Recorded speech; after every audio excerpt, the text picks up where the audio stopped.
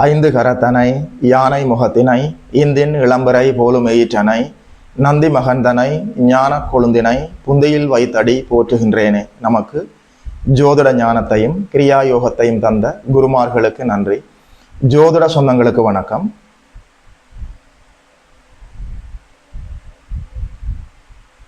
இன்றைக்கு இந்த பதிவில் 2025ஆம் ஆண்டு மார்கழி மாதம் கடைசி மாதம் துலாம் ராசிக்காரர்களுக்கு என்னென்ன நற்பலன்கள் எல்லாம் நடக்க இருக்கிறதுன்னு சொல்லி பார்க்கலாம்.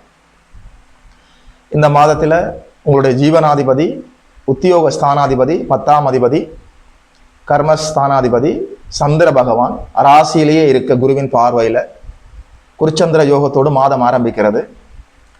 உங்களுடைய ராசிநாதன் சுக்கிர பகவான் 2ஆம் இடத்துல புதனோடு சேர்ந்து அமர்ந்திருக்கிறார். 3ஆம் இடத்துல சூரியனும் செவ்வாயும் குருவின் வீட்டில் குருவின் பார்வையில் இருக்கிறார்கள். 5-11 அச்சுகளில் ராகு கேதுக்கள் இருக்கிறார்கள். 5ஆம் இடத்துல ராகு அமர்ந்திருக்கிறார், குருவின் பார்வையில் இருக்கிறார். 11ஆம் இடத்துல லாபஸ்தானத்துல கேது அமர்ந்திருக்கிறார். 6ஆம் இடத்துல சனி பகவான் அமர்ந்திருக்கிறார். 9ஆம் இடத்துல குரு அமர்ந்திருக்கிறார். மாதத்தினுடைய ஆரம்பத்தில் தொடக்கத்தில் உங்களுடைய ராசிநாதன் 2ஆம் வீட்டிலிருந்து 3ஆம் இடத்துல குருவின் பார்வையில குருவின் வீட்டில் அமரப்போகிறார். தோராயமா இந்த முதல் வாரத்தில் 5ஆம் தேதி அளவில், இந்த மாதத்துல 28ஆம் தேதி கடைசி பகுதியில உங்களுடைய ராசிநாதன் மகரத்தில் சென்று அமர்கிறார்.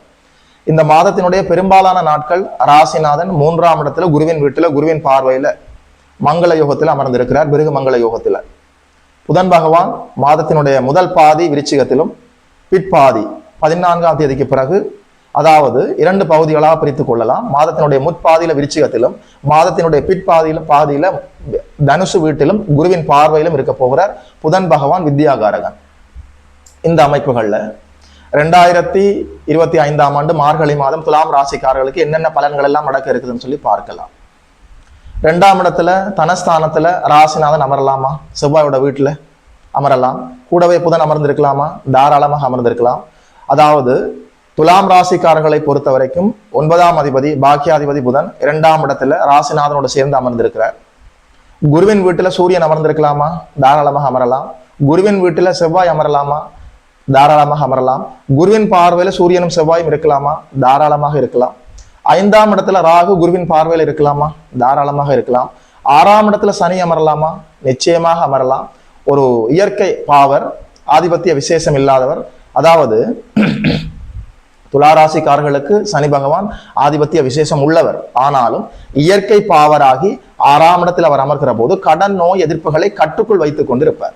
6ஆம் இடம் இயற்கை அசுபர்களுக்கு, சனி, ராகு, செவ்வாய், கேது இது போன்றவர்களுக்கு 6ஆம் இடம் அற்புதமான இடம். 6ஆம் இடத்துல ஒரு இயற்கை பாவர் தனித்து ஒருவராக அமரலாம். அற்புதமான அமைப்பு. கடன் நோய் எதிர்ப்புகள் அப்படியே உங்கள் கட்டுக்குள் இருக்கும்.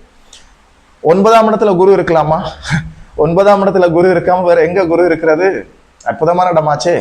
9ஆம் இடத்துல குரு அமர்ந்தால் 1, 5, 9 எல்லாமே வலுவடையுமே. 7ஆம் இடம், 9ஆம் இடம், 5ஆம் இடம் பாக்கியம், பூர்வ புண்ணியம் எல்லாமே வலுவடையும். 3ஆம் இடம் வலுவடையும். 11ஆம் இடத்துல கேது அமரலாமா? 11ஆம் இடத்துல யார் வேண்டுமானாலும் அமரலாமே. யோகாதிபதிகளுடைய நட்சத்திரங்கள் அங்கே இருக்கிறதே. அதாவது துளாராசிக்காரர்களுக்கு இந்த மாதத்துல 2025ஆம் ஆண்டுல அது உன்னதமான மாதமாக, இந்த 2025ஆம் ஆண்டிலே இந்த மார்கழி மாதம் தான் துளாராசிக்காரர்களுக்கு ஒரு உருப்படியான அற்புதமான மாதம். அதாவது வேலை என்று சொன்னால் ஏதோ உடலை கஷ்டப்படுத்தி நீண்ட நேரம் சாப்பிடாமல் தூங்காமல் உழைப்பது அப்படி என்றல்ல. ஸ்மார்ட் ஒர்க், நேர்த்தியான வேலை. ஸ்மார்ட் ஒர்க்கா துளாராசிக்காரர்களை கேட்டு பாருங்கள். பெர்ஃபெக்டா வேலை செய்யக்கூடியவர்கள், தேவையில்லாமல் அலட்ட மாட்டார்கள் வேலை தொழில் விஷயத்துல. பெர்ஃபெக்ட், ஒரு நேர்த்தி, அதாவது ஸ்மார்ட் ஒர்க் துளாராசிக்காரர்களால அழகாக சாதிக்க முடியும். இந்த 2025ஆம் ஆண்டு மார்கழி மாதம் துளாராசிக்காரர்களுக்கு கோச்சாரத்தின் அடிப்படையில ஒரு இம்மி அளவு, ஒரு துளி அளவு, ஒரு அணு அளவு, ஒரு கடுகளவு தீமை கூட சொல்ல முடியவில்லை. அற்புதமாக இருக்கிறது. உங்களுடைய பெயர், புகழ், அந்தஸ்து, மரியாதை, கௌரவம் எல்லாமே விரிவடையும். உங்களுடைய வார்த்தைகளுக்கு மரியாதை இருக்கும். நீங்கள் எடுக்கிற முயற்சிகள் எல்லாம் வெற்றி தரும். சகோதர ஒற்றுமை இருக்கும். உறவுகளுக்கும் உங்களுக்கும் இடையில இருந்த கசப்புகள் எல்லாம் அப்படியே விலகும். கடன் இருந்தாலும், நோய் இருந்தாலும், எதிர்ப்புகள் இருந்தாலும் எல்லாம் உங்கள் கட்டுக்குள் இருக்கும். அதாவது உங்களுடைய வாழ்க்கையில ஏதோ ஒரு பழைய சொத்து இருக்கிறது ஐயா, நீண்ட காலமாக அது பயன்படாமலே இருக்கிறது. அதை விட்டு ஒரு பணத்தை எடுத்து புதிதாக ஒரு சொத்து வாங்கலாமா? இப்போது தாராளமாக அதை செய்யலாம். கோர்ட்டு கேஸு, வம்பு வழக்கு, ஏதாவது கோர்ட்டு கேஸ்ல நிலுவையில் இருந்தால் எல்லாமே அப்படியே தள்ளுபடியாகும். எந்த எக்ஸ்பெக்ட்ல பார்த்தாலுமே எல்லாமே உங்களுக்கு ஃபேவரபிளா இருக்குது. எந்த தீமையுமே துளாராசிக்காரர்களுக்கு சொல்ல முடியவில்லை. நல்ல அறிமுகங்கள் கிடைக்கும், புதிய நட்புகள் இருக்கிறது, அந்நியர்களுடைய தொடர்பு வரப்போகிறது, அந்த தொடர்பால எல்லா நன்மைகள் நடக்க போகிறது. மார்கழி மாதத்துல யாருமே திருமணம் செய்வதில்லை, விதை விதைப்பதில்லை, ஆனால் நல்ல அறிமுகங்கள் கிடைக்க போகிறது. எதிர்காலத்துல இவர்தான் என் கணவர், இவர்தான் என் மனைவி என்பதை உங்களுக்கு அடையாளம் காட்டப்பட போகிறது. அதாவது நண்பர்களுக்கு இடையில நல்ல ஒற்றுமை, கணவன் மனைவிக்கு இடையில நல்ல பரஸ்பரம் புரிதல், இரண்டாம் திருமண அமைப்புகள் கைகூடி வருவது, குழந்தைகளுக்கு எல்லா நன்மைகளும் நடப்பது, புத்தி கூர்மையோடு நீங்கள் செயல்படுவது, பாக்கியம், பூர்வ புண்ணியம், களத்திரம், முயற்சி ஸ்தானம், தனஸ்தானம் எல்லாமே செயல்பட இருக்கிறது. என்ன சொல்வதென்றே தெரியவில்லை. உண்மையில துளாராசிக்காரர்களுக்கு உண்மையில இந்த மார்கழி மாதம் 2025ஆம் ஆண்டுல எல்லா நன்மைகளையும் கடவுளும் கருணையும் இயற்கையும் கிரகங்களும் பிரபஞ்சமும் ஒரு சேர வரிந்து கட்டிக்கொண்டு உங்களுக்கு எல்லா நன்மைகளையும் கொண்டு வந்து இருக்கிறது.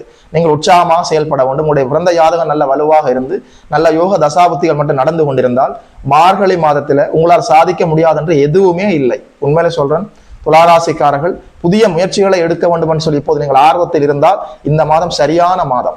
3ஆம் இடம் நல்லபடியாக வலுத்து இருக்கிறது, சுபத்துவமாக ராசிநாதன் 3ஆம் இடத்தில் இருக்க குரு பார்க்கிறார். உண்மையில சொல்றேன், நீங்கள் நல்ல முயற்சிகளை எடுத்து வெற்றி வாகை சூடலாம். மனதுல சில தயக்கங்கள் இருக்கலாம், நான் இதையாவது ஆரம்பிக்கலாமா, இதுல கால் வைக்கலாமா, இந்த பாதையில போகலாமா, இப்போது போகலாம், இப்போது ஆரம்பிக்கலாம், இப்போது ஒரு நியூ பிகினிங் சரியாக இருக்கிறது. அதாவது 3ஆம் இடம் ராசினானுடைய இருப்பாலும் குருவின் தொடர்பாலும் வலுத்து சுபத்துவமாக இருக்கிற போது நீங்கள் எடுக்கிற நல்ல முயற்சிகள் எல்லாம் வெற்றி தரும். சரியாக புரிந்து கொள்ளுங்கள். கடவுளின் கருணை இருக்கிறது, உடலும் மனமும் ஆரோக்கியமாக செயல்படுகிறது, பொருளாதாரத்துல எந்த சிக்கல்களும் இல்லை. 2ஆம் இடத்துல குரு அதாவது உங்களுடைய ராசிநாதன் அமர்ந்திருக்கிறார். பிறகு 3ஆம் இடத்துல சென்று அமர்ந்து விட்ட பிறகுமே குருவின் வீட்டுல குருவின் பார்வையில் இருக்கிறார். அதாவது இந்த மாதம் முழுவதுமே அனைத்து தடைகளும் தாமதங்களும் அப்படியே விலக போகிறது. என்னென்னலாம் நினைத்திருக்கிறீர்கள், உங்களோட வாழ்க்கையில நேர்மையான எண்ணங்கள் எல்லாம் என்ன இருக்கிறதோ அனைத்தையுமே நீங்கள் சாதிக்கக்கூடிய அற்புதமான காலமாக இருக்கிறது. பயன்படுத்திக் கொள்ள வேண்டும். கோச்சாரத்துல அதி உன்னதமான அமைப்புகள் எங்களுடைய வாழ்க்கையில வரையக்குள்ள நாங்கள் சோர்ந்து உட்காரக்கூடாது. ஏற்கனவே வாழ்க்கையில் நடந்த விஷயங்கள் இனி அப்படி நடந்துருமோ இப்படி நடந்துருமோன்னு தேவையில்லாத கற்பனைகள் இது ரெண்டையும் அப்படியே புறந்தள்ளிவிட்டு இந்த வினாடி வாழ்க்கை நம் முன்னால அற்புதமாக வந்திருக்கிறது, இதை சரியாக பயன்படுத்திக் கொள்ள வேண்டும் என்ற மைண்ட் செட்டுக்குள்ள நீங்கள் வர வேண்டும். 9ஆம் இடத்துல குரு, அவர் 9ஆம் இடத்துல இருந்தாலே அது உன்னதமான பலன் வந்து விடுமே. ராசியை குரு பார்க்கிறார். உங்களுடைய ஜீவனாதிபதி மாதத்தினுடைய ஆரம்பத்திலே சந்திர பகவான் ராசியிலேயே குருவினுடைய பார்வையில குருச்சந்திர யோகத்துல மாதம் ஆரம்பிக்கிறது. 2ஆம் இடம் வளர்த்திருக்கிறது, 3ஆம் இடம் வளர்த்திருக்கிறது, 5ஆம் இடம் வளர்த்திருக்கிறது, 6ஆம் இடத்துல சனி பகவான் அமர்ந்து கடன் நோய் எதிர்ப்புகளை அப்படியே விலக்கி தருகிறார். தேவைப்பட்டால் சுப கடன்களும் வாங்கக்கூடியதாக இருக்கும்.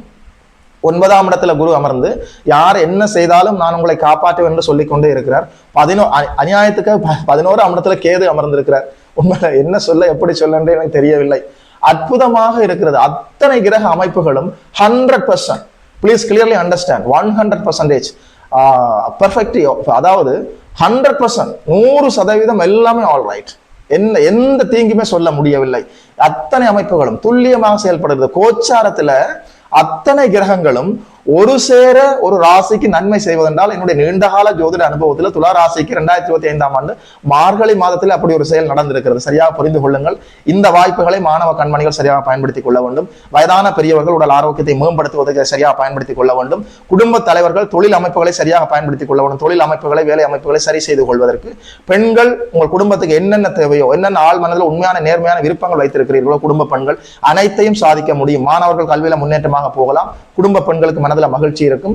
ஆண்களுக்கு வேலைக்கு போற பெண்களுக்கு நிறைய நல்ல வருமானம் இருக்கும். உங்களுடைய பொருளாதாரம் உயர்வடைய போகிறது, கௌரவம் அந்தஸ்து உயர்வடைய போகிறது. வயதான பெரியவர்கள் கூட ஆரோக்கியம் மேம்படும். மனசுல இருக்கிற ஆழ்மன ஆசைகள் எல்லாம் நிறைவேற போகிறது. குலதெய்வ ஆசீர்வாதம், கடவுளுடைய கருணை, கிரகங்களுடைய ஆசீர்வாதம் எல்லாமே ஒரு சேர கிடைத்திருக்கிறது. உண்மையில சொல்றேன், அதாவது என்னால எக்ஸ்பிளைன் பண்ண முடியல, அற்புதமாக இருக்கிறது. இந்த ஒரு வார்த்தையை தான் மீண்டும் மீண்டும் சொல்லக்கூடியதாக இருக்கிறது. சரியாக பயன்படுத்திக் கொள்ள வேண்டும். இது போன்ற கோச்சாரம் இனி உங்களுடைய வாழ்க்கையில் வருமா என்று தெரியாது. அதாவது ஒன்றை மட்டும் நான் உறுதியாக சொல்கிறேன், அத்தனை கிரகங்களும் ஒரு சேர கோச்சாரத்துல நன்மையாக வரக்கூடிய இந்த காலத்தை நீங்கள் சரியாக பயன்படுத்தி வாழ்வில் முன்னேற வேண்டும். அதாவது சூரியனுடைய இருப்பை வைத்துத்தான் மாதங்கள் நிர்ணயிக்கப்படுகிறது. சித்திரை மாசத்துல மேசத்துல சூரியன் உச்சம், ஆவணி மாதத்துல தன்னுடைய சொந்த வீட்டுல சிம்மத்துல சூரியன் ஆட்சி பெற்றிருப்பார். ஐப்பசி மாசத்துல தீபாவளி மாசத்துல துலாத்துல சூரியன் பலமளந்து நீச்ச நிலையில் இருப்பார். தனுர் மாதத்துல மார்கழி மாதத்துல தனுசு வீட்டுல சூரிய பகவான் அமர்ந்திருக்கிறார். இந்த ஆண்டு உங்களுக்கு நேரடியாக குருவின் பார்வையும் கிடைத்து சிவராஜ யோகம் ஏற்பட்டிருக்கிறது. உண்மையில சொல்றேன், அதாவது ஆடி மாதத்துல இருந்து மார்கழி மாதம் வரைக்குமே தட்சணாயன புண்ணிய காலம். சூரிய பகவான் வடக்கிலிருந்து அப்படியே தெற்கு நோக்கி நகர்ந்து வருவார். இந்த தட்சணாயன புண்ணிய காலம் ஆரம்ப மாதமும் கடைசி மாதமும் இந்த ஆடி மாதமே ஆடிப்பட்டம், ஆடிப்பெருக்கு, ஆடி வெள்ளி, ஆடி அமாவாசை, ஆடி கூழ், அது ஆடி தபசு, ஆடி பூரம், சொல்லிக்கொண்டே போகலாம். அற்புதமான ஆன்மீக அமைப்போல் செயல்படக்கூடிய காலம். மார்கழி மாதத்துல திருப்பாவை, திருவம்பாவை, அதாவது இந்த இவற்றையெல்லாம் பாராயணம் செய்து அதிகாலையில பிரம்ம முகூர்த்தத்தில் எழுந்து உடலை சுத்தம் செய்து கொண்டு நல்லபடியாக இறைவனை வணங்குவது, திருப்பாவை, திருவம்பாவை பாராயணம் செய்வது, ஆதிசங்கரர் அருளிய கனகதாரா ஸ்தோத்திரம் பாராயணம் செய்வது, அதாவது மகாலட்சுமியை குறித்து மனிதர்களுடைய வறுமைகள் எல்லாம் நீங்க வேண்டும் என்று சொல்லி மகாலட்சுமியை குறித்து ஆதிசங்கரர் அருளிய கனகதாரா ஸ்தோத்திரத்தை மார்கழி மாதத்துல பிரம்ம முகூர்த்தத்தில் நீங்கள் பாராயணம் செய்கிற போது அனைத்து செல்வ தடைகளில் இருந்து நீங்கள் விடுபட முடியும். மகாலட்சுமியோட கருணையை பெற முடியுமே, செல்வ செழிப்பு அதிகரிக்குமே. அதாவது அற்புதமான பாடல்கள், கிட்டத்தட்ட 21 பாடல்களுக்கு மேல் இருக்கிறது.